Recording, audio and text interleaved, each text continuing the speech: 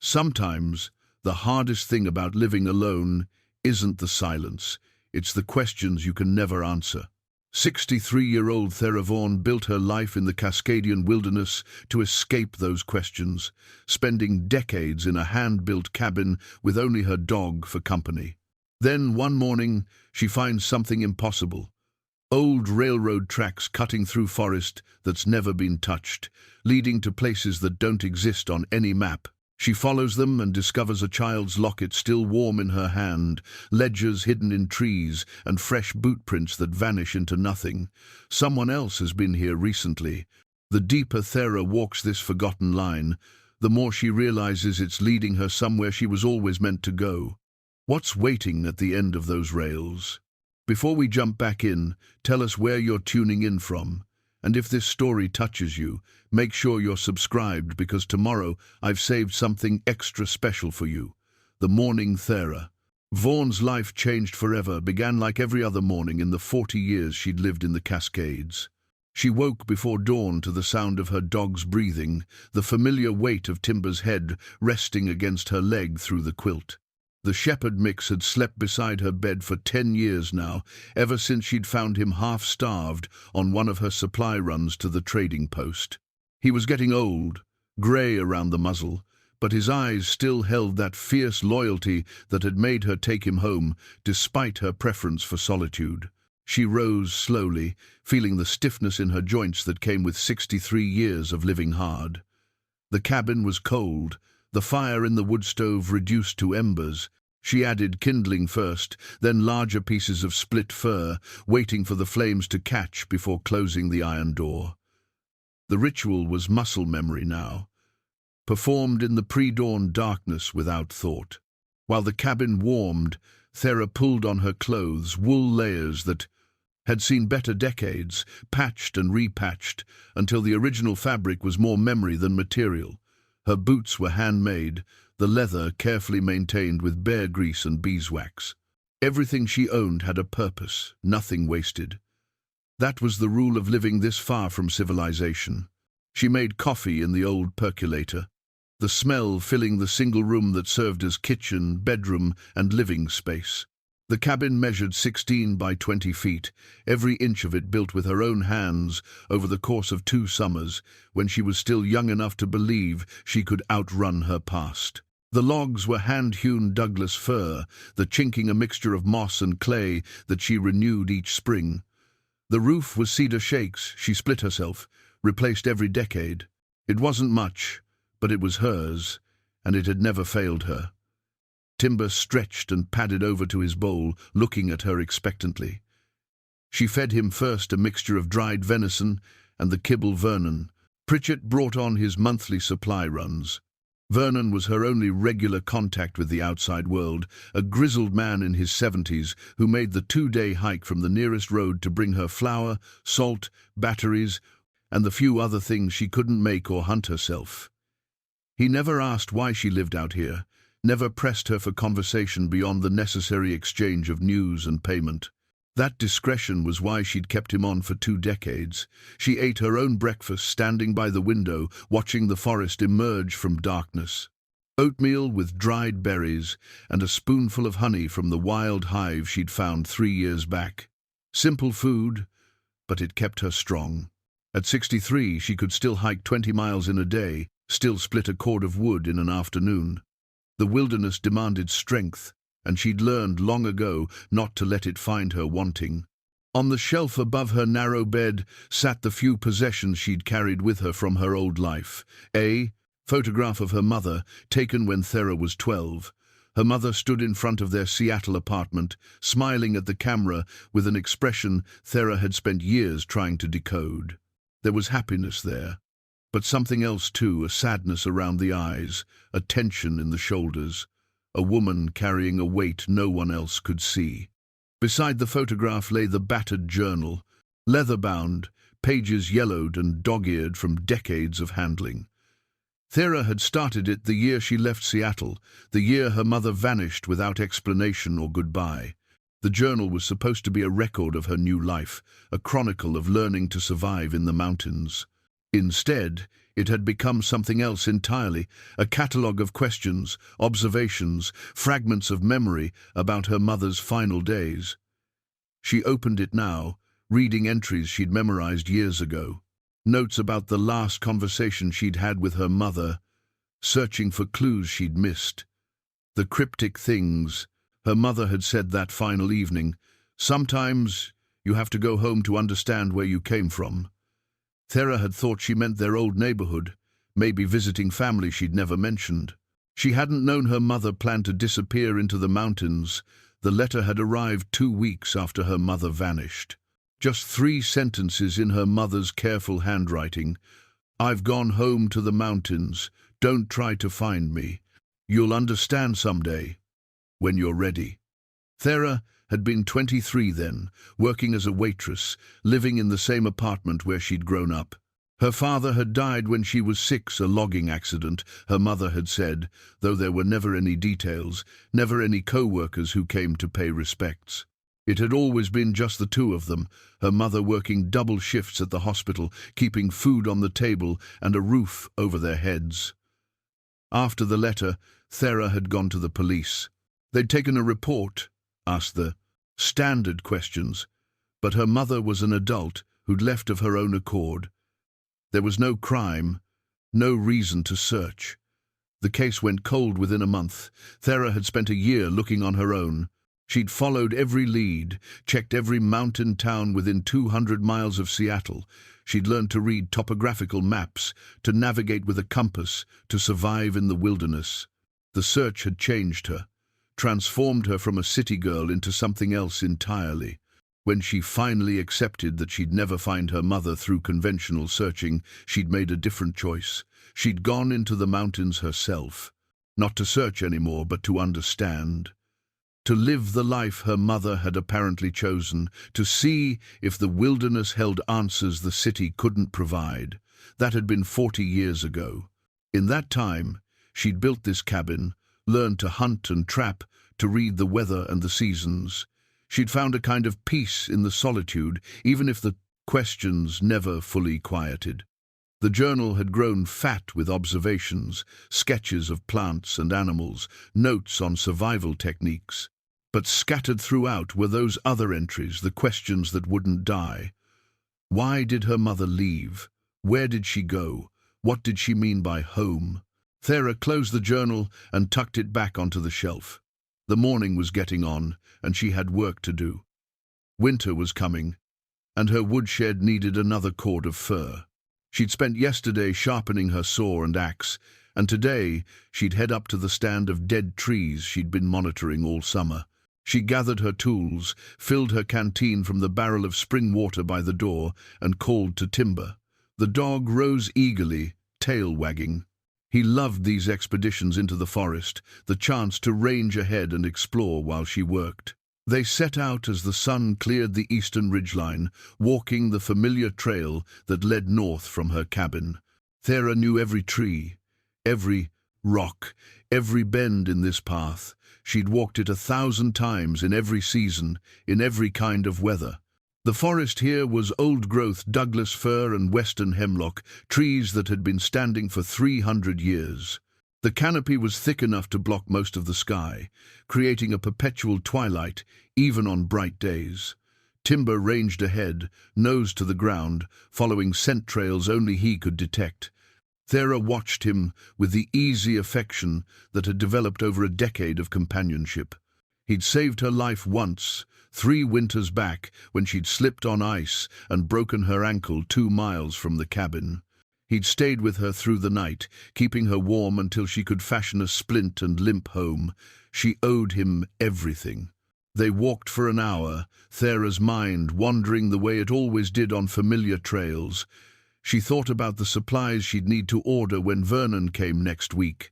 She thought about the deer she'd spotted near the creek yesterday, wondering if it would still be in the area when hunting season opened. She thought about her mother, because she always thought about her mother eventually, no matter where her mind started. The restlessness had been growing lately, a feeling she couldn't quite name. Not dissatisfaction, she'd chosen this life deliberately, and she didn't regret it. But something was shifting. some intuition she'd learned to trust after 4 decades in the wilderness. The forest felt different somehow, charged with possibility or danger. She couldn't tell which. Timber stopped suddenly, head raised, ears pricked forward. Thera froze, reading his body language.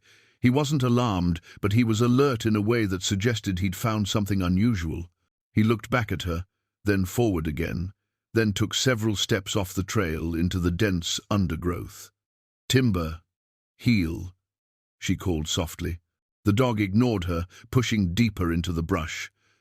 That was unusual enough to concern her. Timber had excellent recall, always came when called.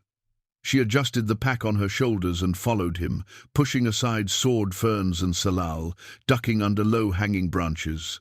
The terrain here was unfamiliar, though they were less than a mile from her usual route. In 40 years, Thera thought she'd explored every square mile within 20 miles of her cabin. But the forest was vast, and there were always pockets of land she'd overlooked or simply never had reason to visit. Timber had stopped ahead, standing rigid, staring at something on the ground. Thera approached carefully, alert for danger, a bear, maybe, or a cougar kill. But when she reached the dog's side and looked down at what had captured his attention, her breath caught in her throat. Railroad tracks. 2 parallel lines of iron, rusted orange-brown with age, running straight through the forest. They were heavily overgrown, almost invisible beneath layers of moss, ferns, and fallen needles, but they were unmistakably there, disappearing into the trees in both directions. Thera stood perfectly still, her mind racing. She knew every logging road, every old trail in this area. There had never been a railroad here. She was certain of it. She'd studied historical maps of the region, knew the locations of every abandoned logging operation from the early 20th century. Nothing had ever mentioned tracks in this location. She knelt down, brushing away the moss and debris. The rails were hand-forged iron, the kind used in the late 19th or early 20th century. The wooden ties beneath them were rotted almost to nothing, but the metal spikes that had held them in place were still visible, dark with rust. This wasn't a modern railroad. It was old, maybe 70 or 80 years old, judging by the degree of decay. But why had it been built here, in the middle of virgin forest? And why had it been abandoned so completely that it didn't appear on any map she'd ever seen? Thera stood up, her heart beating faster than the discovery warranted. She felt something she hadn't felt in years, a pull, an urgency, a sense that something important was about to reveal itself. It was the same feeling she'd had when she first came to the mountains, the certainty that answers existed if she could just find them. Timber whined softly, looking up at her with his dark eyes. He sensed her excitement, the change in her demeanor. "What did you find, boy?" she murmured, reaching down to scratch behind his ears. The dog turned and started walking along the tracks, heading west, deeper into unmapped territory. Thera hesitated for only a moment. The wood could wait. This couldn't. She adjusted her pack, checked her compass to mark their position, and followed her dog into the unknown. Thera followed the railroad tracks west, walking between the rails where the ground was relatively clear. Timber stayed close now, his earlier enthusiasm tempered by the strangeness of this discovery. The forest pressed in on both sides, thick and untouched, suggesting that whatever had brought these tracks here hadn't disturbed much beyond the narrow corridor they occupied. The rails ran straight for a quarter-mile, then curved gently to follow the contour of the land. Thera noticed the grade was carefully calculated, never too steep, designed for hauling heavy loads. This had been a serious operation, not some temporary logging spur. Someone had invested significant time and money to lay these tracks through virgin wilderness. As she walked, she studied the ground. The tracks were definitely old, but there was something odd about the way the forest had reclaimed them. In most abandoned railroad corridors, you'd find evidence of the original clearing stumps, disturbed soil patterns, secondary growth. Here, the trees on either side were old-growth giants, untouched by saw or axe. It was as if the tracks had been threaded through existing forest rather than cut through it. After half a mile, Timber stopped again. He'd found something on the tracks themselves, was nosing at it with interest. Thera approached and knelt down. A locket, small, brass, tarnished with age. It lay directly on one of the rails, as if someone had placed it there deliberately, or dropped it while walking this same path. Thera reached for it, then hesitated. Something about this discovery felt significant, as if picking up the locket would commit her to a path she couldn't turn back from. She almost laughed at herself. 40 years in the wilderness had made her superstitious. She picked it up. The metal was warm. Not hot, not even particularly warm, but noticeably warmer than it should be lying in the shade of the forest. Thera turned it over in her palm, examining it. The brass was old, the clasp stiff with corrosion. She worked it carefully until it popped open. Inside was a photograph, faded, sepia-toned, showing a young woman in clothes from the 1940 seconds, or early 1950 seconds. She stood in the front of a wooden building, her expression serious, her dark hair pulled back from her face. Thera's hands began to shake. The woman in the photograph looked exactly like her mother. Same high cheekbones, same set to the jaw, same dark eyes. It was impossible the photograph was decades older than her mother would have been. But the resemblance was undeniable, shocking in its precision. She snapped the locket shut and stood up quickly, her mind racing. This couldn't be coincidence. Railroad tracks that didn't exist on any map, appearing in wilderness she'd explored for 40 years. A locket with a photograph of someone who looked exactly like her mother. Someone had left this here. Someone wanted it found. Or she was losing her mind. Timber pressed against her leg, sensing her distress. She took a deep breath, forcing herself to think rationally. There had to be an explanation. The woman in the photograph was probably a relative, someone from her mother's family she'd never known about. Her mother had always been secretive about her past, deflecting questions about her own childhood with vague answers and subject changes. Thera slipped the locket into her jacket pocket and continued along the tracks. The sense of being pulled forward was stronger now, almost magnetic. Every rational instinct told her to mark her position and return home, to think about this discovery carefully before proceeding. But she kept walking. Another 100 yards brought her to a massive western red cedar, its trunk easily 15 feet in diameter. The railroad curved around it, and there, tucked into a hollow at the base of the tree, was something that made Thera's breath catch. A ledger. Old, water-stained, but protected from complete decay by the hollow that had sheltered it. The leather cover was cracked and faded, but when she carefully opened it, the pages inside were legible. The handwriting was neat, precise, the entries dated and organized. She turned to the first page. Stillwater General Ledger, 1947 to 1952. Below that, a list of names, dates, and notations. She scanned down the page, her eyes catching on familiar-looking surnames. Wilson, Thompson, Harrison. Common enough names, but something about seeing them here, in this hidden ledger in the middle of nowhere, sent chills down her spine. She turned the pages carefully, reading entries that documented what appeared to be a small community. Births and deaths, arrivals and departures, supplies ordered and received. It was a record of daily life in a place called Stillwater, a place she'd never heard of. Halfway through the ledger, she found an entry that stopped her cold. The 12th of June, 1951. V. Kellen arrived today. Says she's staying forever. Kellen, her mother's maiden name. Thera sat down heavily on the ground, the ledger clutched in her hands. Her mother's name had been Hannah Kellen before she married Thera's father.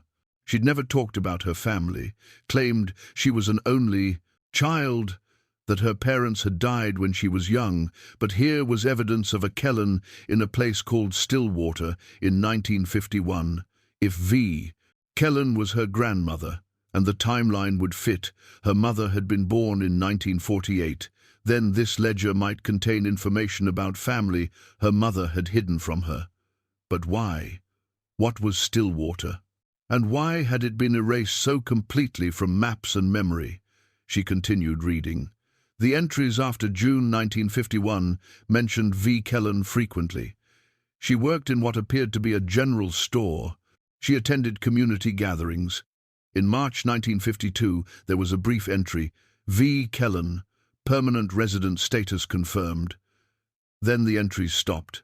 The last date in the ledger was the 15th of March 1952.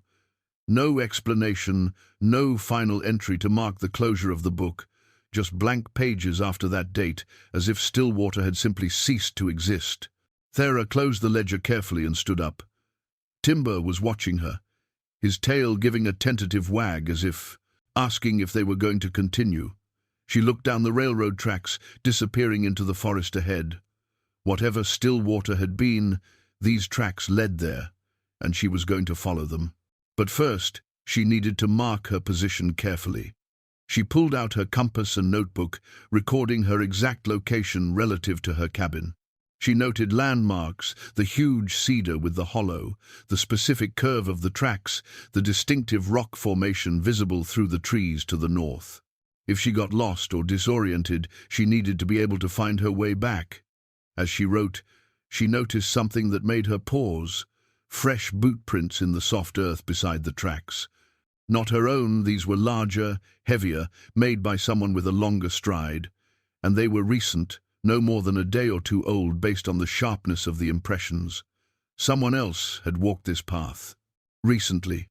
Someone else knew about these tracks, about Stillwater, about whatever lay at the end of this line. The realization brought both fear and excitement. She wasn't alone in this discovery, but whoever else was out here had chosen not to make contact, to remain hidden.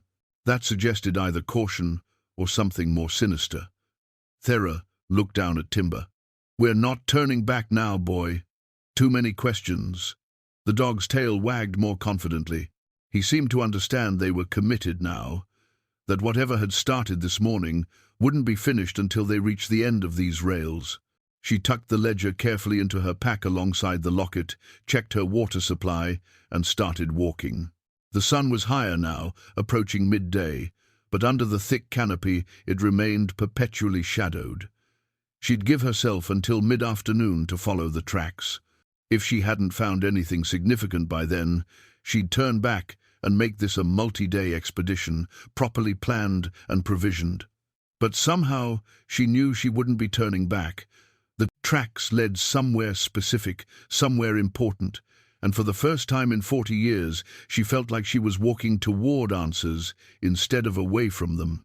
The forest seemed to hold its breath around her, waiting to see what she would discover. The railroad tracks continued west, climbing gradually into higher terrain. Thera walked steadily, her pace measured and efficient. 40 years in the mountains had taught her to conserve energy, to move with the landscape rather than against it. Timber ranged ahead, occasionally circling back to check on her before disappearing again into the undergrowth. The forest was changing. The trees were older here, if such a thing was possible, massive Douglas firs and cedars that must have been standing for 400 or 500 years. The undergrowth was different too, species she didn't recognize, ferns with an almost prehistoric look to them. She'd thought she knew every plant in these mountains, but this area seemed to exist outside her. Accumulated knowledge. After 3 miles, she found the first remnants of the railroad's infrastructure. A pile of rotted wooden ties, stacked neatly beside the tracks as if left behind during maintenance that never came. Nearby, a rusted toolbox lay open, its contents wrenches, spikes, a hammer scattered and corroded beyond use. Someone had worked here once, maintaining these tracks, keeping them functional. She knelt by the toolbox, examining the tools. The style and manufacture suggested 1,940 seconds, or early 1950 seconds, consistent with the dates in the ledger. This railroad had been in active use 70 years ago, moving freight or passengers through wilderness that few people today even knew existed. 100 yards further, she found a broken lantern hanging from a low branch. The glass was shattered, but the metal frame remained intact. She could imagine someone hanging it there during night work, a small pool of light in the vast darkness of the old-growth forest. Each discovery reinforced the reality of what she'd found. This wasn't some forgotten logging spur hastily abandoned. This was a carefully constructed railroad, maintained over years, serving a purpose significant enough to justify the enormous expense of building it through such difficult terrain. The bootprints continued alongside the tracks, always parallel, never deviating. Whoever had walked this path recently had been methodical, searching for something or documenting what they found. Thera felt a growing kinship with this unknown person, this fellow searcher following the same trail toward the same mystery. Around midday, she reached a point where the tracks curved sharply south, following a natural gap between two ridgelines. And there, wedged into the fork of a hemlock tree at shoulder height, she found something that made her heart race. A leather satchel, old but remarkably well preserved. It hung from a broken strap, positioned as if someone had hung it there deliberately, marking the spot for later retrieval that never came. Thera carefully worked the satchel free from the branches. The leather was dry and cracked, but the buckles still functioned. She opened it with trembling hands. Inside was a map, hand-drawn, detailed, showing the complete route of the railroad. She spread it carefully on the ground, weighing the corners with stones to keep it flat. The map showed the tracks beginning somewhere to the east, likely near a main rail line, though that detail wasn't included, and running west through the mountains. Various landmarks were marked: ridge crossings, creek fords, difficult grades, and at the western terminus, marked with a small square and careful lettering, Stillwater. Below the town name, someone had written, population 340, logging operations, Est 1947. Thera traced the route with her finger. If the map was accurate and it had the look of a surveyor's work, precise and professional, she was roughly halfway to Stillwater, another 3 or 4 miles through increasingly remote terrain. She studied the map more closely. Notes in the margins documented construction challenges. Blasted through rock here, August 1948. Bridge required, spring runoff heavy. Grade too steep, rerouted north. This railroad had been a major engineering project requiring significant planning and resources. But what really caught her attention was a notation near Stillwater itself. Aquifer source marked for future well development. Someone had been planning for the long term, expecting Stillwater to grow, to become permanent. So why had it vanished? Why wasn't it on any modern map? A town of 340 people didn't just disappear without leaving traces. She folded the map carefully and tucked it into her pack. The satchel had one other item, a small notebook, its pages swollen with moisture damage, but still readable in places. She flipped through it quickly, finding what appeared to be a surveyor's field notes, calculations, measurements, technical details about grades and curves. On the last written page, a personal entry in different handwriting, October 1951. They say this town will last forever. The timber won't run out in our lifetimes. Good work, good pay, good people. Might settle here myself when the railroad's complete. The optimism in those words made Thera's chest tighten. Whoever had written them had believed in Stillwater's future, had seen it as a permanent home. What had happened to change that? What had ended a town that seemed so full of promise? She stood up, shouldering her pack. The weight of the ledger, the map, and the notebook felt significant, like she was carrying the accumulated hopes and histories of people long gone. People who'd built something they thought would outlast them. The bootprints led onward, fresher now, Whoever she was following had spent time here too, had examined these same artifacts. She felt a strange comfort in that, knowing she wasn't the first to be drawn into this mystery, to feel the pull of unanswered questions. Timber had found something ahead, was barking sharply. Not his warning bark, but the excited sound he made when he discovered something interesting. Thera hurried forward. The dog stood beside a flat area where someone had recently camped. The remains of a fire pit, carefully constructed with stones, compressed earth, where a tent had stood. Bootprints everywhere, confirming what she'd suspected. Someone had spent at least one night here, possibly more. She examined the fire pit. The ashes were cold but not ancient, 2 days old, maybe 3.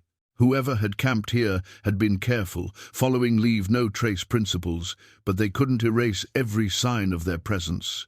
Around the campsite, she found more evidence. A candy wrapper, overlooked in the cleanup. Marks in the earth where someone had sat, studying something, probably the same map she'd just found. And most intriguing, a series of small cairns, stacks of 3 stones, each arranged in a line pointing west along the tracks. Markers. Whoever was ahead of her was leaving markers, either for themselves or for someone following. The cairns were spaced about 50 yards apart, easily visible once you knew to look for them. Thera stood in the center of the abandoned campsite, thinking. The person ahead of her knew about Stillwater, was following the same trail, leaving markers as they went. They'd been here recently, perhaps they were still ahead of her, just out of sight. The thought was both exciting and unsettling.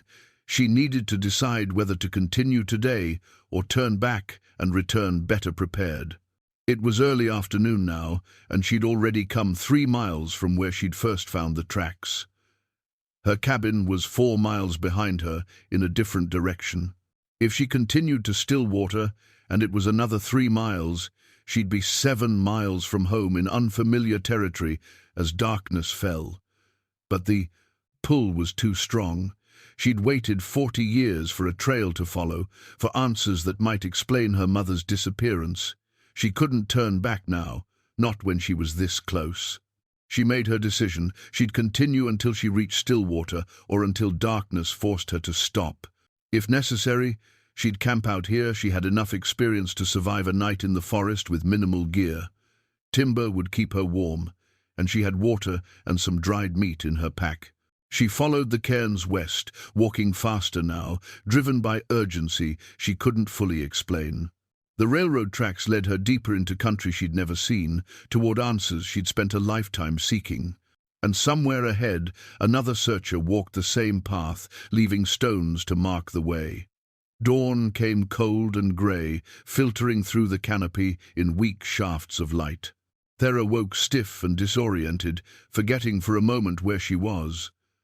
Then memory returned. The railroad tracks, the long walk into unmapped territory, the decision to camp rather than turn back. She'd found a relatively dry spot beneath a massive cedar, its spreading branches providing shelter from the night dew. Timber had curled against her, his body heat keeping her warm through the cold mountain night. Her pack had served as a pillow, and she'd wrapped herself in the emergency blanket she always carried. But it wasn't the cold or discomfort that had disturbed her sleep. It was the knowledge that sometime during the night, someone had walked past her camp. The bootprints were there in the soft earth, circling her sleeping spot at a distance of perhaps 30 feet. Large prints, the same ones she'd been following. Whoever it was had approached quietly enough not to wake Timber, had observed her sleeping form, and had moved on without making contact. The realization sent a chill through her that had nothing to do with the morning cold. She'd been vulnerable, alone, and whoever was out here had chosen not to reveal themselves. That could mean caution, fear of a stranger in the wilderness, or it could mean something darker. Thera stood up, her joints protesting, and stretched carefully. She was 63 years old, and sleeping on the ground wasn't as easy as it had been when she was younger. But she was still strong, still capable. She'd walked 20 miles yesterday between her cabin and this spot, and she could walk 20 more if necessary. She gave Timber the last of the dried venison and drank from her canteen. Her water was running low, she'd need to find a creek soon. Food she could do without for a day or two, but water was essential. The cairns continued ahead, leading her west. She followed them, moving cautiously now, aware that whoever had circled her camp might still be nearby. The forest was silent except for the morning calls of varied thrushes and the distant drumming of a pileated woodpecker. After a mile, the railroad tracks began to descend into a valley she'd never explored. The terrain here was different evidence of old disturbance, the kind left by logging operations. Stumps, ancient and moss-covered, appeared at regular intervals. The secondary growth was perhaps 70 years old, confirming the timeline suggested by the ledger and map. She found more ledgers hidden along the way, tucked into hollow trees or beneath overhanging rocks. Each one added pieces to the puzzle. Stillwater had been a logging town, established in 1947 by a company called Cascade Timber Consolidated. The population had grown quickly as workers arrived with their families, drawn by good wages and the promise of steady employment. The ledgers documented births and marriages, supplies ordered and received, production numbers for board feet of lumber cut and shipped. It was the record of a thriving community, people building lives in the wilderness. But what struck Thera most were the personal notations scattered throughout. Someone had recorded the small details of daily life, the school play at Christmas, the summer picnic by the creek, the birth of twins to the Harrison family. These weren't just workers in a remote camp. These were people who'd made Stillwater their home. 2 miles into her morning walk, she found something that made her stop completely. A pocket watch, half buried beneath a layer of decomposed leaves. She picked it up carefully, brushing away the dirt. The case was tarnished but intact, the crystal cracked but still in place. The watch had stopped at 3:47 morning or evening, she couldn't tell. She turned it over. Engraved on the back, words that made her breath catch. To VK. Time means nothing when you're home. VK, Victoria Kellen, the woman mentioned in the ledger. Thera opened the watch case carefully. The mechanism inside was rusted solid, but tucked behind the works was a tiny photograph, protected from the elements. A young woman holding an infant, both smiling at the camera. On the back, in faded ink, Victoria and daughter, 1949. Thera sank down onto a fallen log, the watch clutched in her hand. If this Victoria Kellen was her grandmother, then the infant in the photograph would be her mother. The timeline fit perfectly. Her mother had been born in 1948, would have been about a year old in 1949, which meant her mother had been born here, in Stillwater, had spent the first years of her life in this remote mountain town. Everything her mother had told her, that she'd grown up in Seattle, that she had no family, had been a lie, or at least a careful omission of the truth. But why? What had happened in Stillwater that made her mother hide this part of her past? And what had happened to Victoria Kellen? Thera stood up, driven now by more than curiosity. This was personal, immediate, connected to her own history in ways she was only beginning to understand. Her mother's cryptic final letter, "I've gone home to the mountains," suddenly made terrible sense. Her mother had come back here, to Stillwater, to the place she'd been born, and she'd never returned. The bootprints ahead of her were fresher now, perhaps only hours old. Whoever was out here had maintained their lead, staying just out of sight, but they were close. Thera moved faster, less concerned with caution than with the need to reach Stillwater, to see what remained of the town where her mother had been born. The railroad tracks led her through increasingly disturbed forest. She found remnants of the logging operation, rusted cables, broken saw blades, the collapsed remains of what might have been a shed or equipment shelter. Everything was old, reclaimed by the forest, but the evidence was clear. This had been a major operation, employing dozens of people. Around noon, she found the first foundation. Moss-covered stones laid in a rectangle, marking where a building had once stood. She could make out the footprint, perhaps 30 feet by 40, large enough for a substantial structure. A house, maybe, or a bunkhouse for workers. 50 yards further, another foundation, then another. The forest floor was scattered with them, stone rectangles marking where still water had stood. She counted 12 foundations before the pattern became clear. This had been a real town, laid out in a rough grid, with streets and buildings and all the infrastructure of a permanent settlement. But the buildings themselves were gone. Not collapsed or burned, gone. Someone had systematically dismantled Stillwater, removing every structure down to the foundation stones, leaving nothing but footprints in the earth. Thera walked through the ghost town, trying to imagine what it had looked like 70 years ago. Children playing in the streets, women hanging laundry, men returning from the logging operations, the sounds and smells of a community going about its daily life.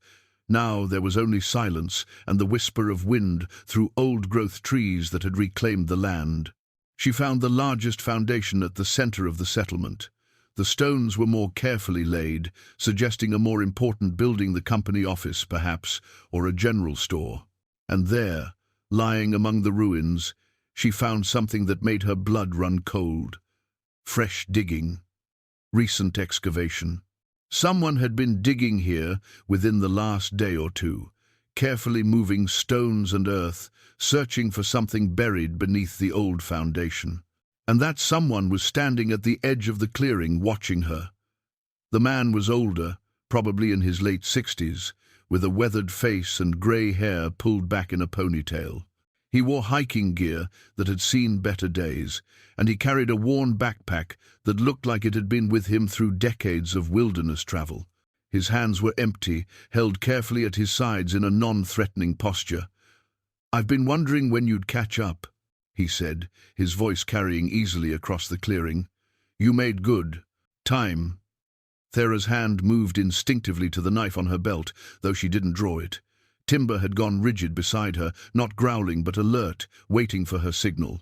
"Who are you?" she asked, keeping her voice steady. "Name's Owen Pritchett," the man said.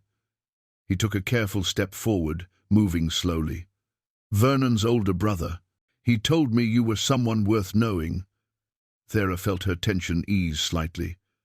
Vernon, her supply courier, had mentioned a brother once or twice over the years. A journalist, she seemed to remember. Someone who'd spent his career chasing stories in remote places. "You've been following me," she said. It wasn't a question. "Following the same trail," Owen corrected. "I've been working on this for 20 years. When I saw fresh tracks yesterday, I figured someone else had finally found the railroad." He paused.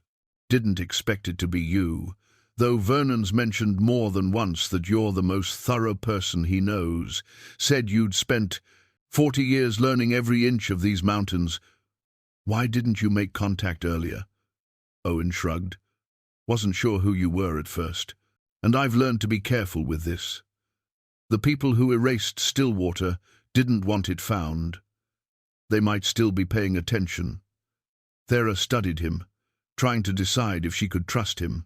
But something about the weariness in his voice, the way he looked at the ruined foundations with sadness rather than excitement, made her believe he was genuine.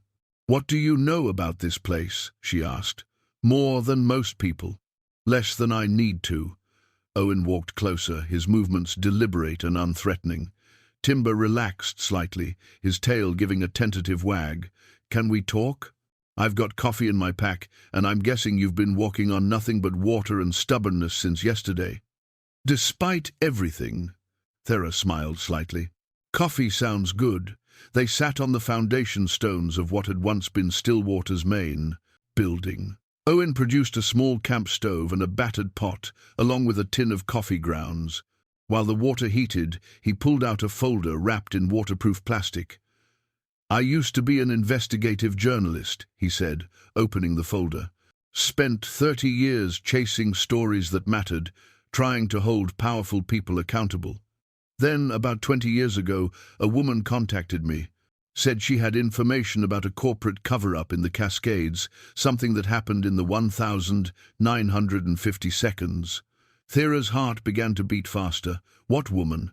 Owen looked at her carefully. She never gave me her real name, used an alias, paid in cash, wouldn't meet in person. But she sent me documents, copies of old company records, photographs, maps, enough to make it clear that something significant had happened in a place called Stillwater. He spread the contents of the folder on the stones between them.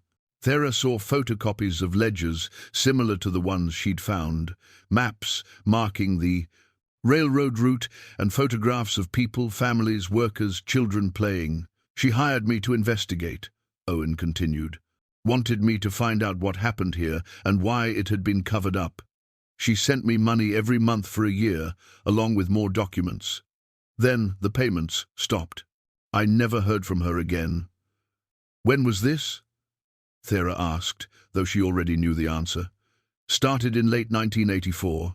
Last contact was early 1985. Owen watched her face. Vernon told me your mother disappeared around that time. When I saw you following the railroad tracks, I started to wonder. Thera pulled the pocket watch from her pack and handed it to Owen. The inscription is to V.K. I found a ledger that mentions Victoria Kellen arriving in Stillwater in 1951. My mother's maiden name was Kellen. Owen examined the watch, then looked at the photograph inside. His expression shifted to something like recognition. The woman who hired me sent a photograph once, tucked into one of the envelopes. She was younger in it, but I'd swear it was the same woman. He pulled a manila envelope from his folder and removed a photograph. It showed a woman in her 30s, dark-haired, serious-eyed. The resemblance to the infant in the pocket watch, aged 30 years, was unmistakable. It was Thera's mother. The confirmation hit her like a physical blow. Her mother had been here, had known about Stillwater, had been investigating what happened, and then she'd vanished. Just like Victoria Kellen had vanished, just like the entire town had vanished. What did you find out? Thera asked, her voice rough. Owen poured coffee into 2 tin cups and handed one to her. Stillwater was established in 1947 by Cascade Timber Consolidated as a logging camp. The company built the railroad to ship timber out, brought in workers and their families. For about 5 years, it was a successful operation. Then, in March 1952, something happened. The company shut down operations immediately, evacuated everyone, and systematically erased all evidence the town had existed. Why? That's the question I've spent 20 years trying to answer. Owen pulled out more documents. I found references to government involvement, sealed court records, non-disclosure agreements signed by former workers. Whatever happened was serious enough that the federal government stepped in to help cover it up. Thera thought about the ledger entries that had stopped abruptly in March 1952, about Victoria Kellen, marked as a permanent resident, who seemed to have disappeared at the same time. People died here, she said. It wasn't a question. Owen nodded slowly. I think so, yes. But I've never been able to prove it. The company destroyed most of their records. The government sealed the rest. Former workers either died or refused to talk. I hit dead ends everywhere I turned. Until my mother contacted you. She had documents I'd never seen. Internal company memos, medical records, correspondence between executives. She must have spent years gathering evidence. But she never told me where she found it, and after she disappeared, I couldn't locate the sources myself. Thera stood up, looking around at the ruined foundations. Somewhere in this ghost town, her mother had found evidence significant enough to get her killed, evidence that might still be hidden, waiting to be discovered. She came back here, Thera said. That's what her letter meant. She was going home to the mountains, to Stillwater, to finish what she started. I've searched this area dozens of times over the years, Owen said. If she hid something here, she hid it well. But Thera was thinking about the inscription on the pocket watch. Time means nothing when you're home. About the ledgers hidden in trees along the railroad tracks. About her mother's tendency to leave messages in places only someone who really knew her would think to look. She would have hidden it somewhere connected to Victoria. Thera said, thinking aloud. Somewhere that meant something to her grandmother, a place only family would know about. Owen looked at her with sudden interest. Do you have any idea where that might be? Thera thought about the ledgers she'd found, the personal notations scattered throughout, references to celebrations, to gatherings, to places that had been important to the community, and somewhere in those entries, she was certain, was a clue her mother had left for her to find. Thera and Owen spent the afternoon searching through the ruins of Stillwater, looking for anything that might connect to Victoria Kellen or provide a clue to where her mother might have hidden evidence. The foundations yielded little. Most had been thoroughly cleared when the town was dismantled. But among the stones of the largest building, Owen's excavation site, they found something significant. A heavy brass seal, partially buried in the earth. Thera brushed the dirt away carefully, revealing an embossed design, an eagle clutching a banner surrounded by text reading, Cascade Timber Consolidated Stillwater Division. Company seal, Owen said, examining it. Would have been used to mark official documents, contracts, that kind of thing. The fact that it was left behind suggests they abandoned this place in a hurry. They continued searching, finding fragments of everyday life, rusted tools, broken dishes, bits of glass from windows long shattered, but nothing that suggested where Victoria Kellen had lived, nothing personal enough to provide a connection to her mother. As the afternoon wore on, Thera became aware of a pattern to the foundations. They formed rough streets, and at the western edge of the settlement, slightly separated from the main cluster of buildings, stood foundations that looked different. Smaller, more carefully constructed, with evidence of gardens and personal touches. The cemetery, Owen said, pointing to a slope beyond the last. Foundations. I found it last year. They climbed the gentle rise, timber leading the way. The cemetery was small, perhaps 40 graves, marked by simple wooden crosses. Most of the markers had rotted away, but a few remained, enough to read the names and dates. Every single grave was dated March 1952. Thera walked among them, reading what names were still visible. Harrison, Thompson, Wilson. Families she'd seen mentioned in the ledgers. And there, near the back of the cemetery, a marker that made her stop breathing. Victoria Kellen, 1923 to 1952, age 29. Her grandmother, dead at 29, leaving behind a 3-year-old daughter who would spend her whole life not knowing this place existed. Thera knelt by the grave, her hand resting on the weathered wood of the cross. She thought about the woman in the photographs, young and hopeful, holding her infant daughter. Thought about what must have happened in March 1952 to fill this cemetery with 47 graves, all from the same time period. Mass casualty event, Owen said quietly, standing beside her. That's what the sealed government records reference. No details, just that classification. I've tried for 20 years to get those files opened. Every request denied. What could kill 47 people in a logging town? Thera asked. Industrial accident, maybe. Gas leak. Structural collapse. But why hide it so completely? Accidents happen. They're tragic, but not usually the subject of massive cover-ups. Thera stood up, looking around the cemetery. It was positioned oddly, backed up against a sheer cliff face. Most cemeteries were placed on level ground, easily accessible. This one seemed deliberately tucked away, as if someone wanted to put it somewhere it wouldn't be easily disturbed. Timber had wandered to the base of the cliff and was digging at something, his paws scraping away dirt and leaves. Thera walked over to see what had caught his attention.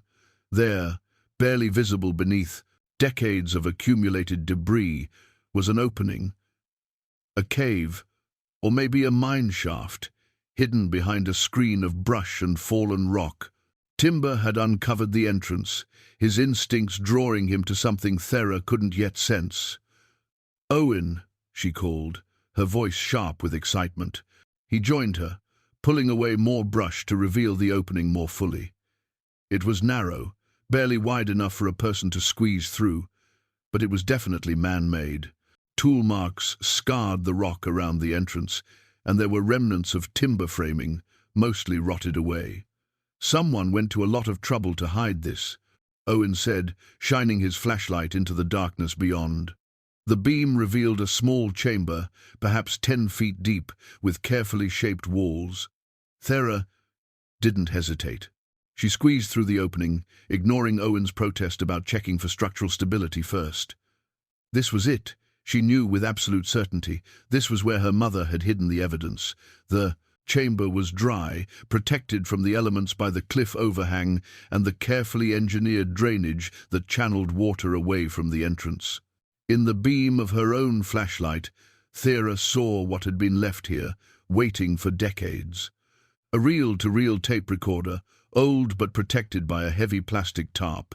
Beside it, a modern battery pack, long dead.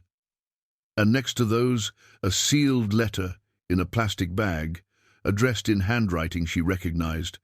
Not her mother's handwriting. The script was older, more formal.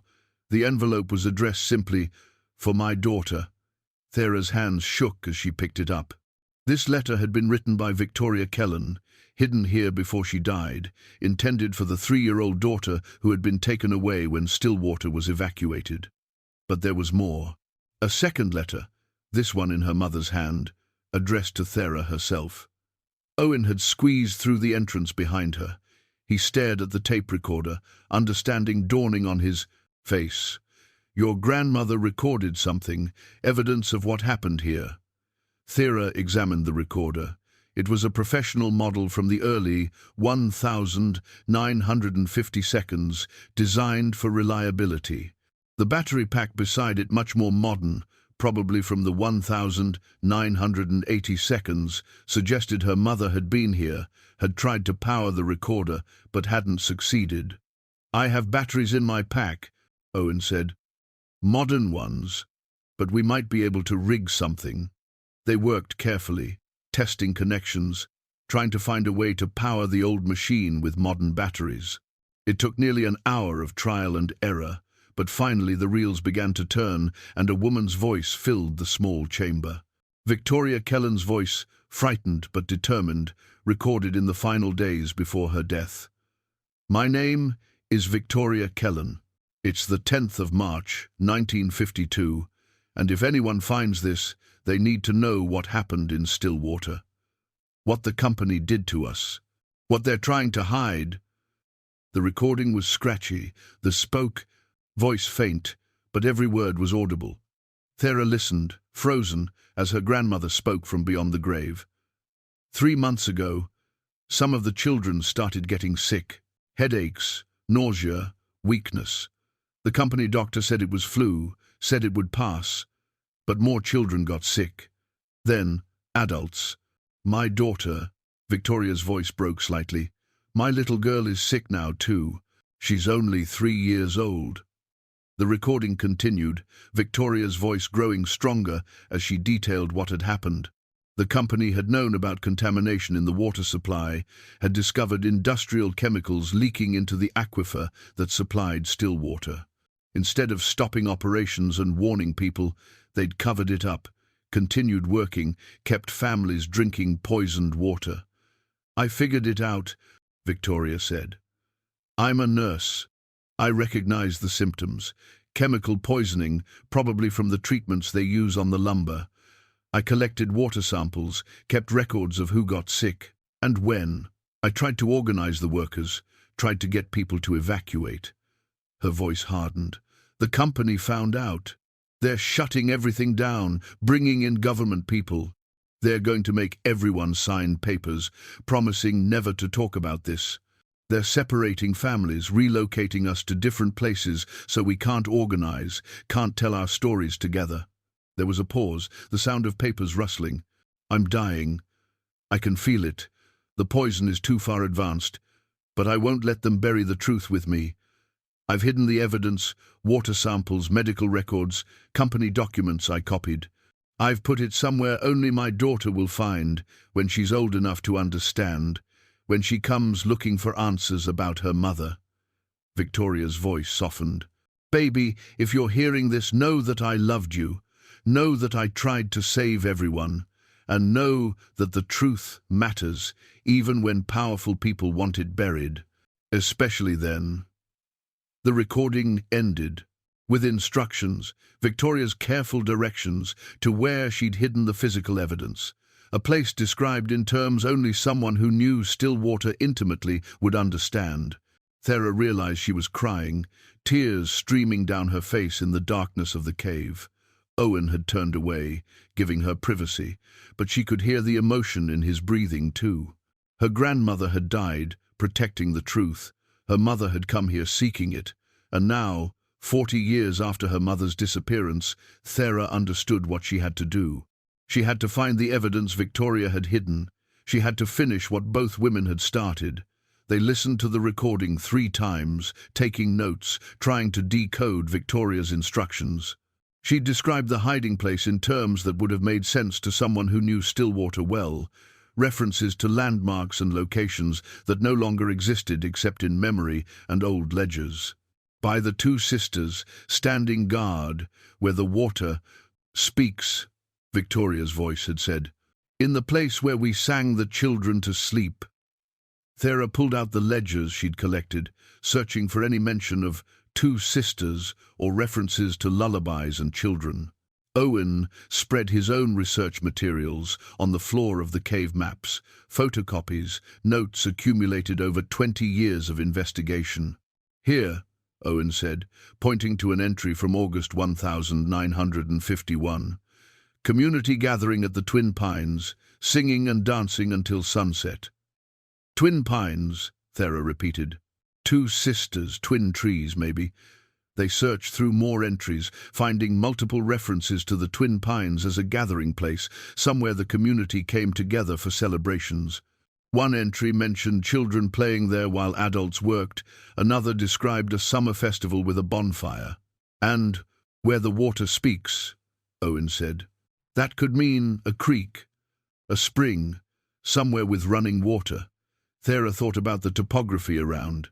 Stillwater. The town had been built in a valley, surrounded by ridgelines.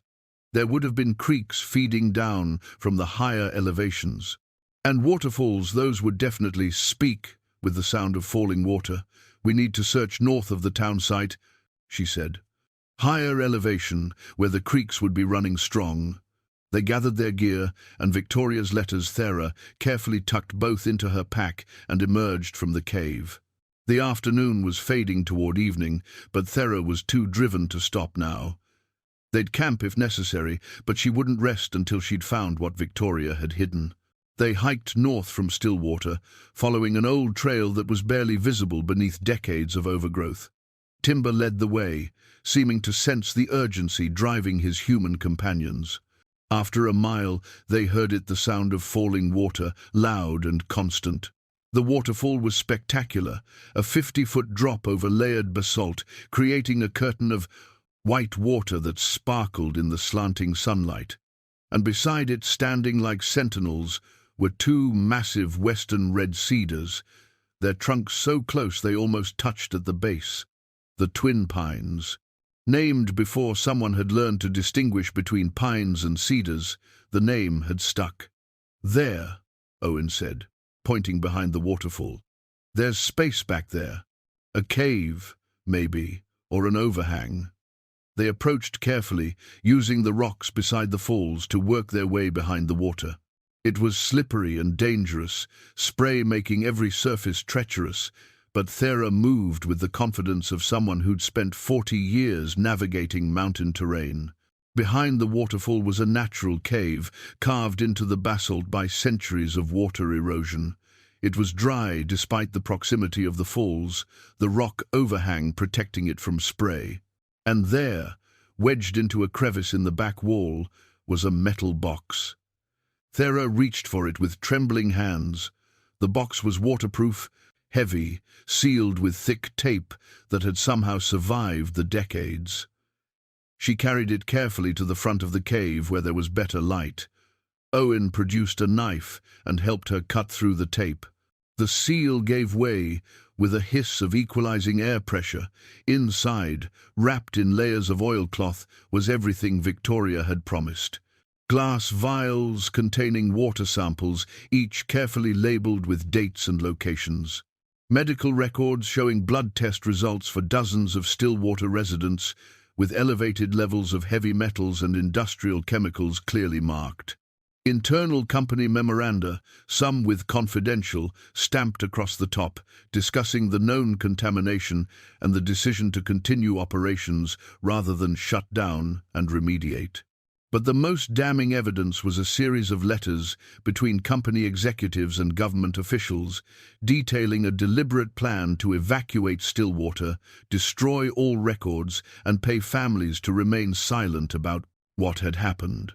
The documents made it clear that Cascade Timber Consolidated had known about the poisoning for months before taking action, had prioritized profit over human life, and had then worked with federal authorities to cover up the deaths.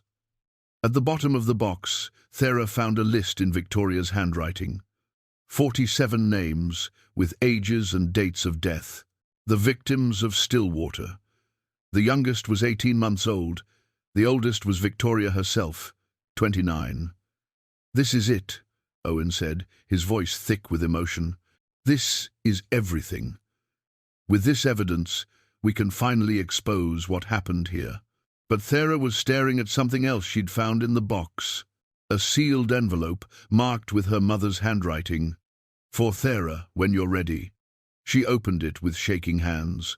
The letter was dated February 1985, written in the careful script her mother had always used.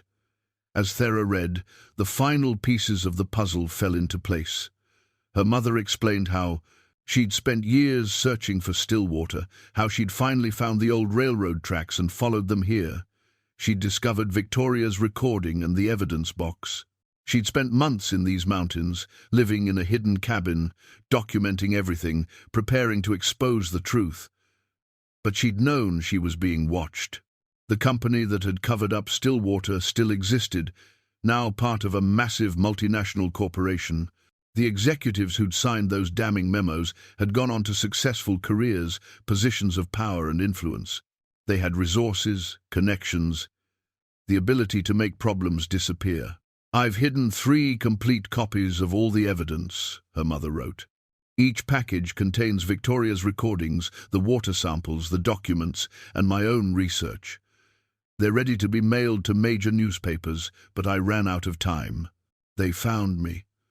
The letter detailed the location of the cabin where her mother had been living, described the hiding place beneath the floorboards where she'd concealed the packages.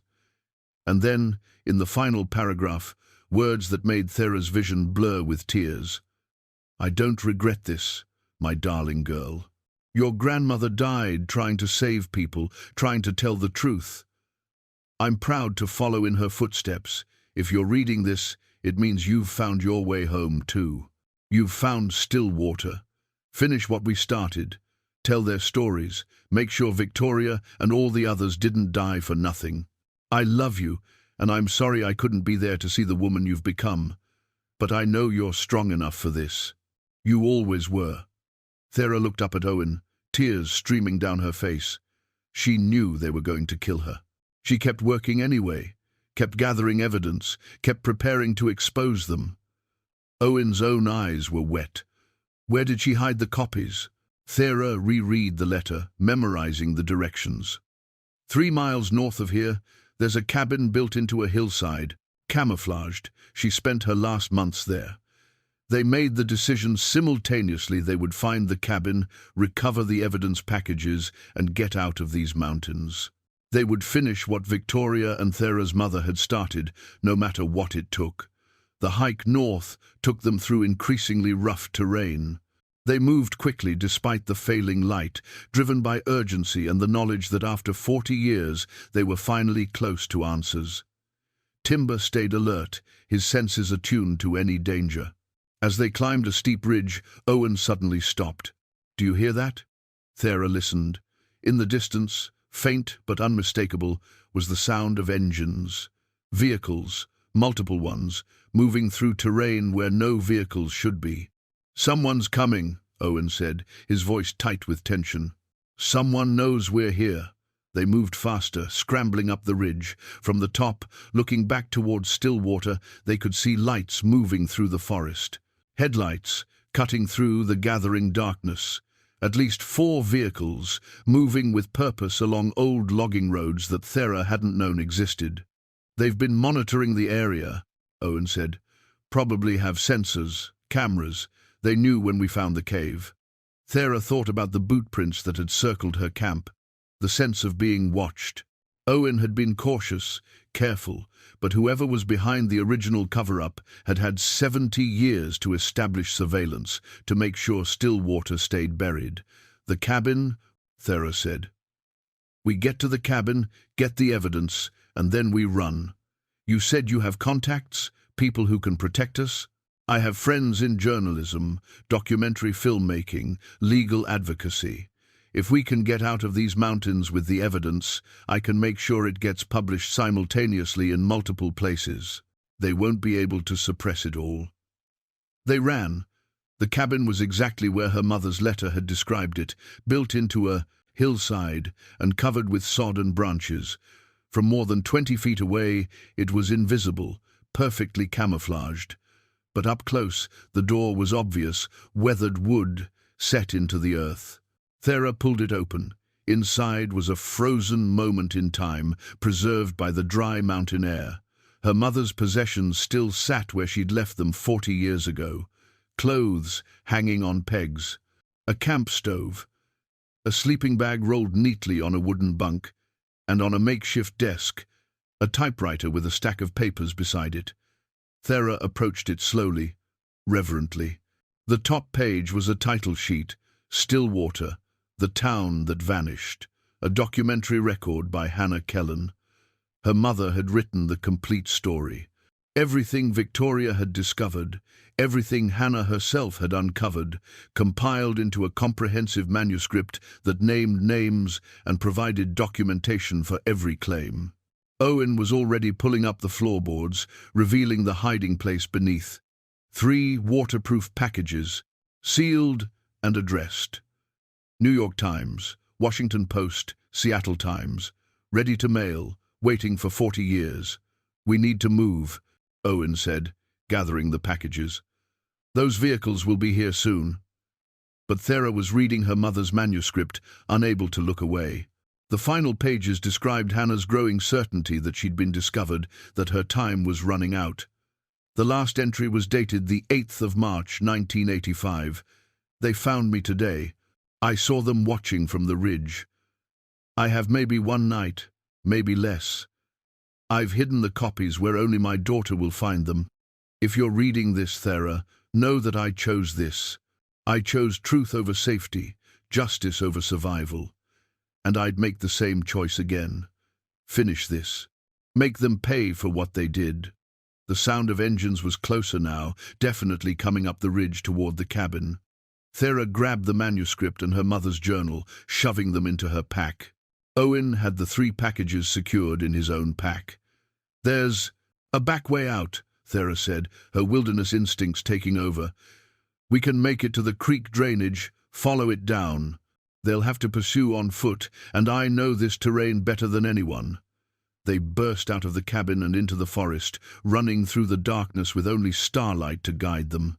Thera led them through the darkness with the confidence of someone who'd spent 4 decades learning to navigate by starlight and instinct. Behind them, they could hear voices now, men calling to each other, organizing a search. But the pursuers were city people, unused to wilderness, loud and clumsy. She guided Owen down a steep game trail that dropped into a creek drainage. The water was running high from recent rains, cold and fast. They waded into it, using the creek itself as a path, the water erasing their tracks and scent trail. Timber stayed close, his dark fur making him nearly invisible in the night. The dog understood they were fleeing, understood the need for silence and speed. He'd been with Thera through enough challenges to trust her completely.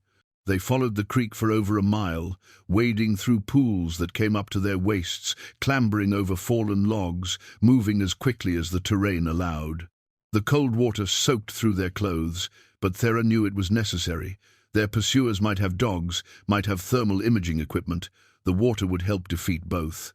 Finally, when the sounds of pursuit had faded completely, Thera led them out of the creek and onto a ridge that would take them east, back toward the railroad tracks, and eventually toward her cabin. She knew every foot of this terrain, every shortcut and game trail.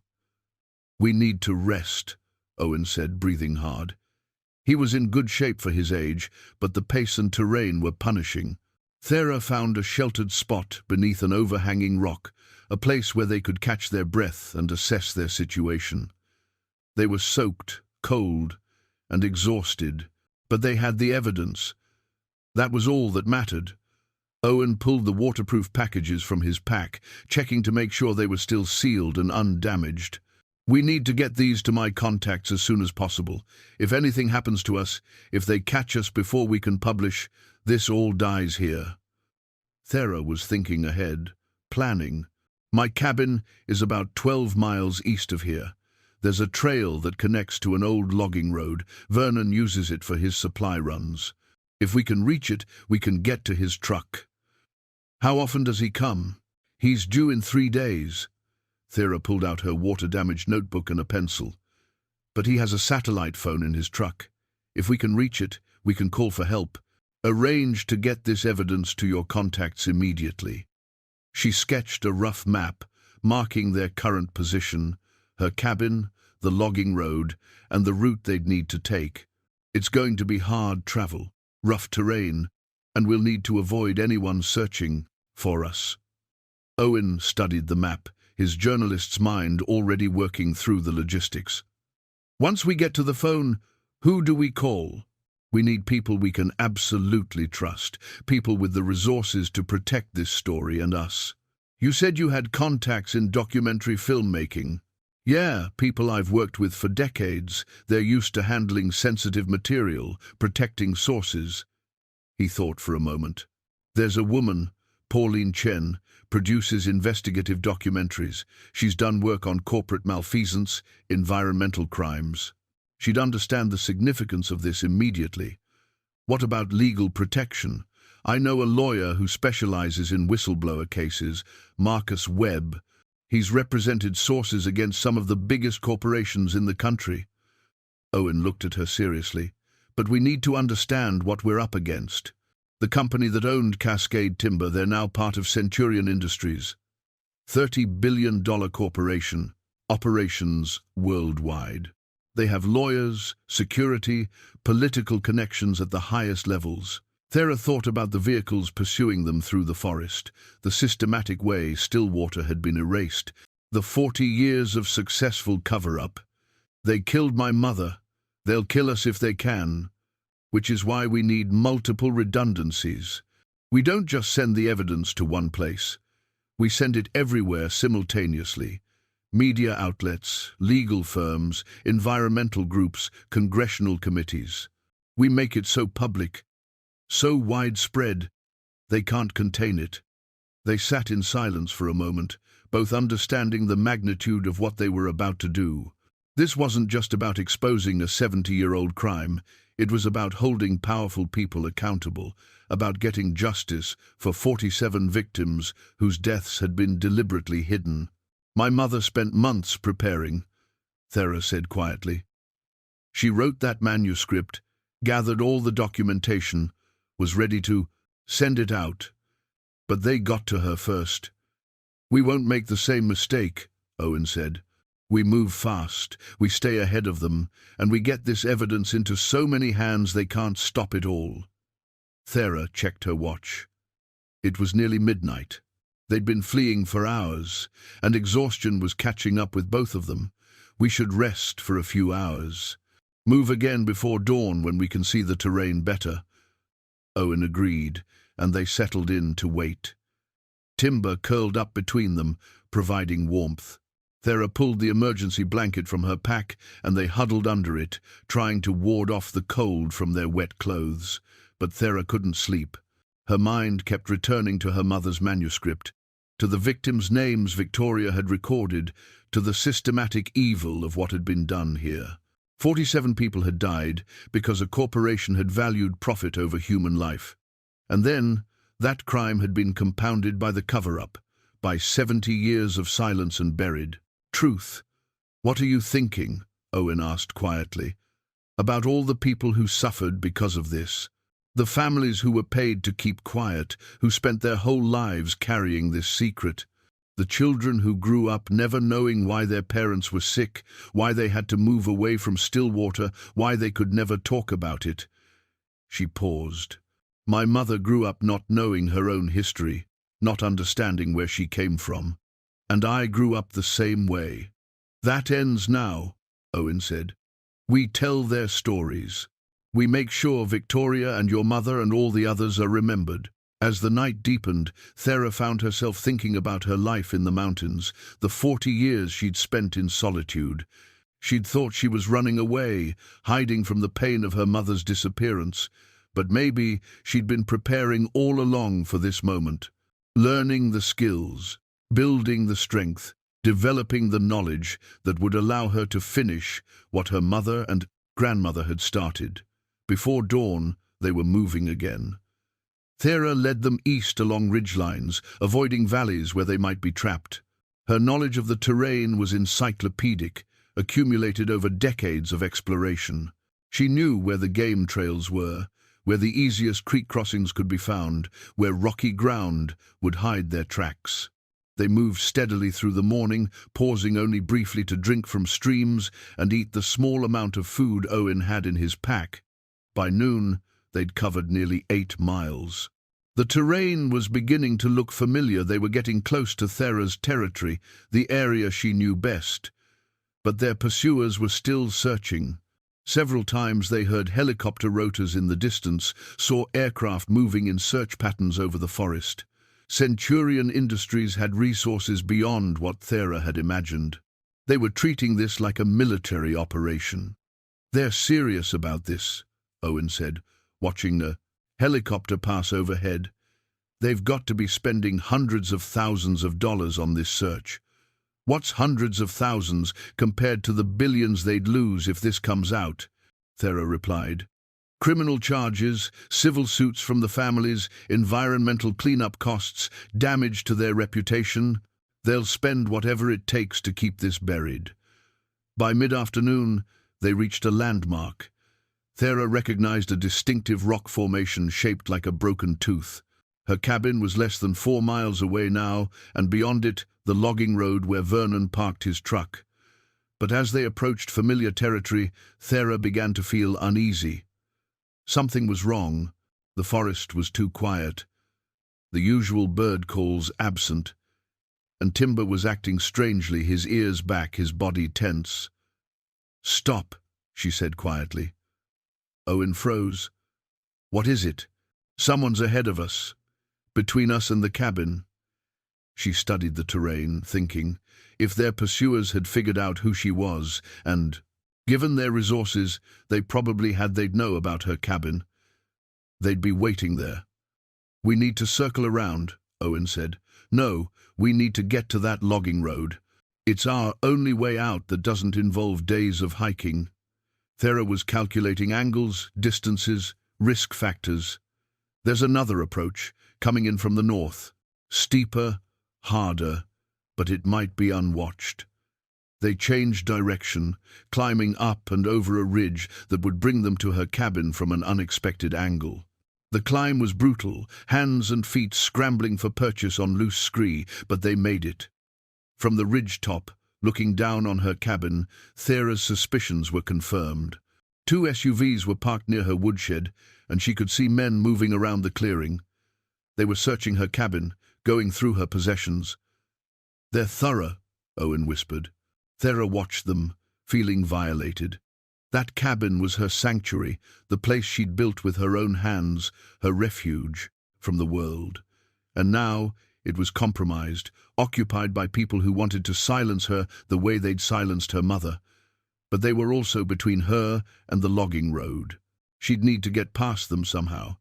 As she watched, one of the men emerged from the cabin carrying her journal, the battered leather book where she'd recorded 40 years of questions about her mother. He flipped through it carelessly, then tossed it onto a pile of her belongings they'd dragged outside. Thera felt rage building, cold and focused. These people had killed her grandmother, killed her mother, and now they thought they could take everything from her too. But they'd made a mistake. They'd brought city thinking into the wilderness, and she'd learned long ago that the wilderness favored those who understood it. "I have a plan," she said to Owen, "but you're not going to like it." Thera's plan was simple but dangerous. She would create a distraction on the east side of the clearing, drawing the men away from the cabin and the path to the logging road. While they were occupied, Owen would slip past to the north and make his way to Vernon's truck. Once he had the satellite phone, he could call for help and start the process of getting the evidence to safety. "What about you?" Owen asked. "How do you get out?" "I know these woods better than anyone alive. Once you're clear, I'll lose them in the forest and circle back to meet you at the truck." She looked at him seriously. "But if something goes wrong, if I don't make it, you have to promise you'll get that evidence published. No matter what." Owen hesitated, clearly uncomfortable with the idea of leaving her behind. "Thera, promise me." He nodded slowly. "I promise, but you better make it to that truck." Thera checked her gear, taking stock of what she had. Her knife, rope, waterproof matches, and a lifetime of wilderness skills. It would have to be enough. She positioned Owen on the north side of the clearing, hidden in dense brush with a clear path to the logging road. Then she circled east, moving silently through the forest, timber at her side. When she was in position, she gathered dry branches and moss, building a small structure designed to create maximum smoke with minimum flame. She waited until the wind was right, blowing from her position toward the cabin, then lit it. The smoke rose quickly, thick and white, visible from miles away. It looked like a campfire, someone trying to stay hidden but making beginner's mistakes. The kind of thing that would draw immediate attention from the men searching for them. Thera moved away from the fire quickly, circling north but staying visible enough to leave occasional tracks. She wanted them to follow, wanted them to think they'd found their prey. It worked. Within minutes, she heard men crashing through the brush, calling to each other, moving toward the smoke. She caught glimpses of them, 6 men in tactical gear, moving with military precision, but lacking wilderness experience. They made noise, broke branches, left obvious sign. She led them on a chase, always staying just ahead, leaving tracks they could follow, but never letting them get close enough to catch her. Timber played his part perfectly, barking occasionally to draw their attention, then melting into the forest like smoke. 20 minutes into the chase, Thera heard the sound. She'd been waiting for a vehicle starting in the distance. Owen had made it to the truck. Now, she just needed to escape and join him. But the men chasing her had split up, trying to flank her. She could hear them on both sides now, attempting to box her in. They'd figured out she was leading them on a chase and had adapted their tactics. Thera changed direction, heading for terrain she knew they couldn't easily follow, a steep ravine with loose rock and deadfall at the bottom. She descended quickly, using roots and branches for handholds, moving with the confidence of long practice. Behind her, she heard one of the men try to follow and lose his footing. He slid down the slope, cursing, probably injured. Good. That would slow them down. At the bottom of the ravine, Thera found what she was looking for, a game trail that led through dense brush, barely wide enough for a human, but perfect for someone who knew how to move through tight spaces. She pushed through, ignoring the branches that scratched her face and pulled at her clothes. The trail emerged at a creek she knew well, one that led directly back toward the logging road from a different angle. She waded into it, using the water to cover her tracks again, moving as fast as she could while still maintaining silence. Behind her, the pursuit had become disorganized. She could hear the men calling to each other, confusion in their voices. They'd lost her trail in the ravine and were trying to regroup. Thera allowed herself a small smile. City people, no matter how well trained, never adapted quickly enough to wilderness terrain. They thought in terms of roads and clear sightlines, not game trails and hidden paths. She followed the creek for half a mile, then climbed out onto the bank and headed north. She could see the logging road ahead now, and there was Vernon's truck with Owen in the driver's seat, satellite phone pressed to his ear. She was almost there, almost safe. Then she heard the sound that changed everything, helicopter rotors, close and getting closer. And not just one helicopter, multiple aircraft converging on their position. Owen saw them too. He was gesturing frantically from the truck, telling her to hurry. Thera ran, covering the last 100 yards in a sprint, Timber racing beside her. She reached the truck just as the first helicopter appeared over the tree line. Owen already had the engine running.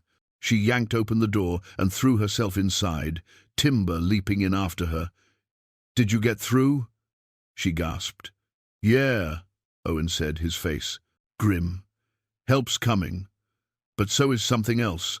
Owen gunned the engine, and the truck lurched forward down the logging road. The road was rough, more suggestion than reality after years of minimal maintenance, but Owen drove like he'd spent his life on mountain tracks. Behind them, the helicopters were landing, men spilling out to give chase on foot. "Who did you call?" Thera shouted over the engine noise. "Pauline Chen, first she's mobilizing her entire documentary team. Then Marcus Webb, the lawyer. They're both setting up protection, getting ready to receive the evidence." Owen wrestled the wheel around a sharp curve. "But I also called the FBI." Thera looked at him sharply. The FBI was involved in the original cover-up. Victoria's recording mentioned federal agents, different era, different people. And I specifically asked for the Environmental Crimes Division and their whistleblower protection unit. Pauline vouched for the agent I spoke to. She's worked with him on other corporate cases. The truck bounced through a deep rut, nearly throwing them into the ceiling. Timber braced himself in the back seat, his eyes wide but trusting. "How long until they can reach us?" 2 hours, maybe 3. They're scrambling a team out of Seattle. Owen glanced in the rearview mirror. "We just need to stay ahead of Centurion's people until then." The logging road descended into a valley, then began climbing toward a pass Thera recognized. Beyond it was the main Forest Service road, and beyond that, civilization. If they could reach the paved road, they'd have more options, more places to run if necessary. But Centurion wasn't giving up. A black SUV appeared behind them, moving fast despite the rough road. And ahead, another vehicle was approaching from the opposite direction, trying to box them in. "They've got the road blocked," Owen said. "Any other way out of here?"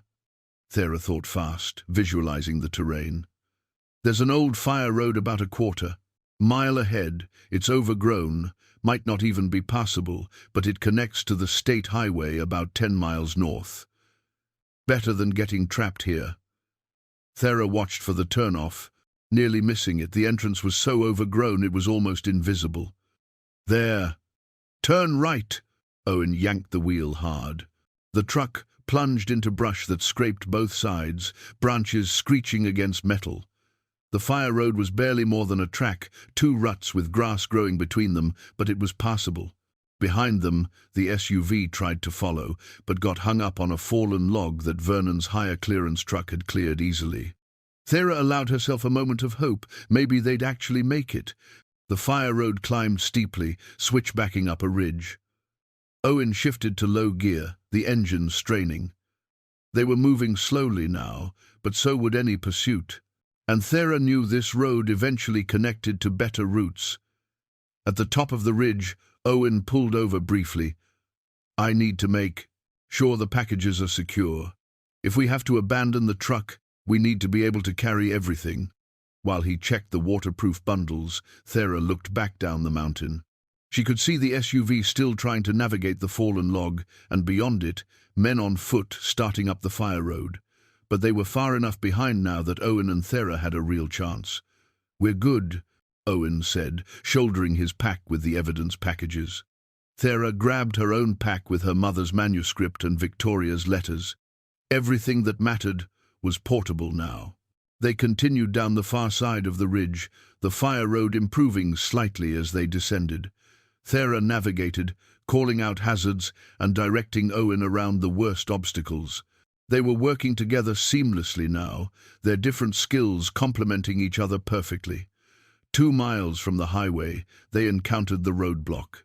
2 more black SUVs parked across the narrow road, 4 men in tactical gear, waiting beside them. Owen slammed on the brakes. Ideas? Thera scanned the terrain. The road was cut into a steep hillside cliff above, drop-off below. No way around the vehicles. But there was a foot trail she recognized, one that led down to a creek and eventually to the highway through different terrain. "We run," she said. "Grab everything and follow me." They bailed out of the truck, shouldering their packs. Timber leaped out after them, immediately understanding the urgency. Thera led them to the trailhead, a narrow gap in the brush that the men at the roadblock hadn't noticed yet. Behind them, she heard shouting as the men realized they were fleeing on foot. But by then, Thera was already descending the trail, Owen close behind her, both of them moving with the desperate speed of people who knew their lives depended on reaching safety. The trail was steep and treacherous, but Thera had hiked it before, years ago. She remembered the switchbacks, the loose scree, the creek crossing at the bottom. She moved with confidence, trusting muscle memory and decades of experience. They could hear pursuit behind them, men crashing through brush, calling coordinates to each other.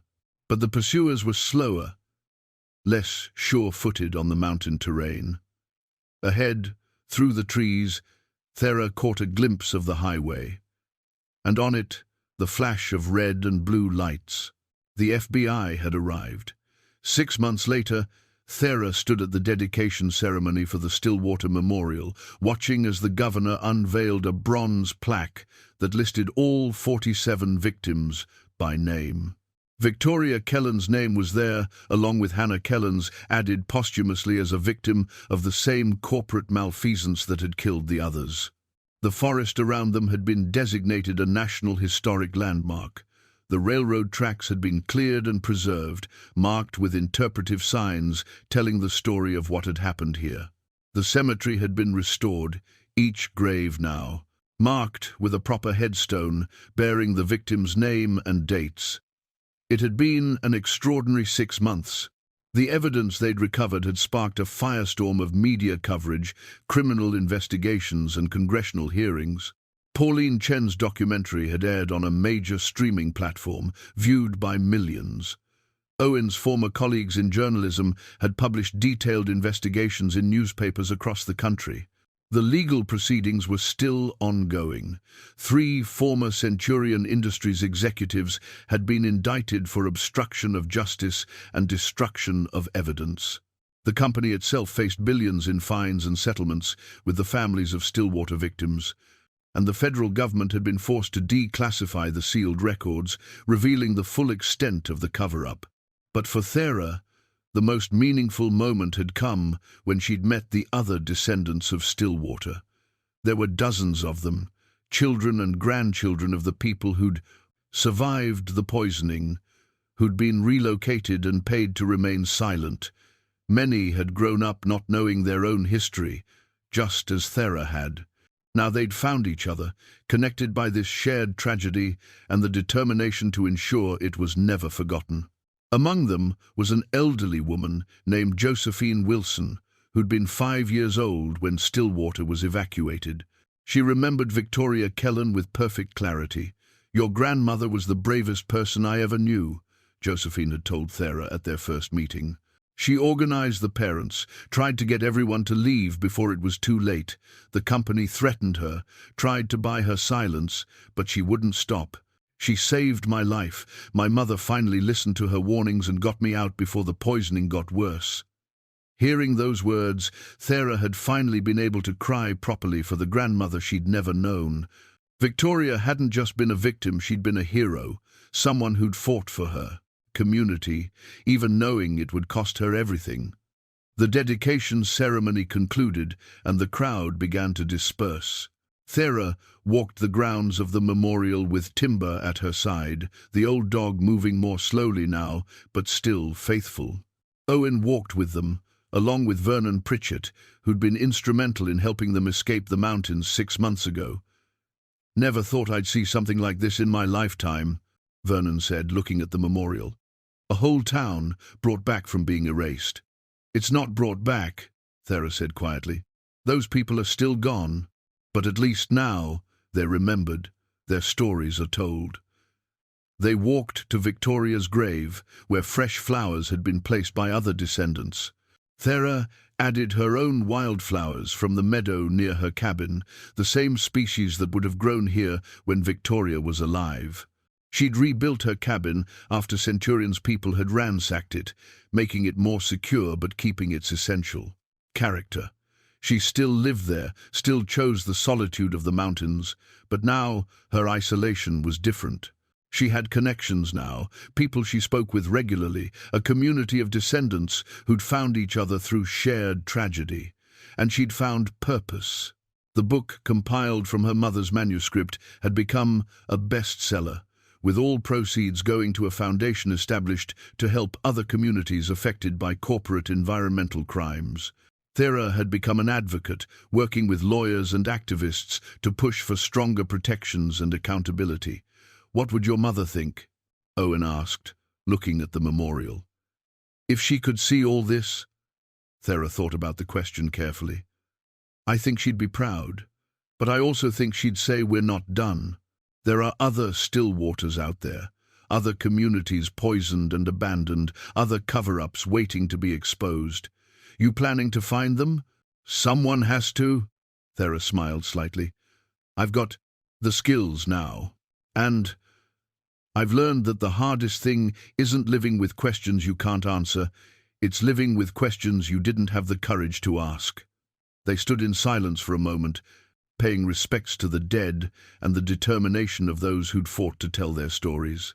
Then Vernon checked his watch. "I should head out. Got a supply run tomorrow." "Still hiking into the mountains?" Owen asked. "Someone's got to keep Thera stocked with coffee and batteries." Vernon grinned. "Though I hear she's got a satellite phone now." "Practically civilized." Thera laughed. "Don't spread that around. I've got a reputation to maintain." They said their goodbyes, and Thera watched them walk back toward the parking area. Then she turned to face the forest, the endless expanse of mountains that had been her home for 40 years. She understood now why her mother had loved these mountains, why Victoria had called Stillwater home despite its remote location. There was something honest about the wilderness, something that didn't lie or hide uncomfortable truths. The mountains simply were indifferent to human scheming and corporate greed. But humans weren't mountains. Humans had a responsibility to each other, to remember and to tell the truth, and to fight for justice even when it was hard. That was what Victoria had taught with her final act of courage. That was what her mother had demonstrated by coming back here to finish what Victoria started. And that was what Thera would carry forward for the rest of her life. She picked up a small stone from Victoria's grave, smooth and worn by water, and slipped it into her pocket. A reminder, a connection, a promise to keep telling the stories that powerful people wanted buried. Then she whistled for Timber, and together they walked back into the forest, back toward the cabin where she belonged. The railroad tracks lay hidden in the trees behind her, silent witnesses to history that would never be. Erased again. Some paths we walk alone, Thera thought, but we walk them for those who came before, and for those who will come after. We walk them because the truth matters, and because silence is the victory of those who value profit over human life. She'd found her answers, she'd found her home, and she'd found her purpose. The rest would take care of itself.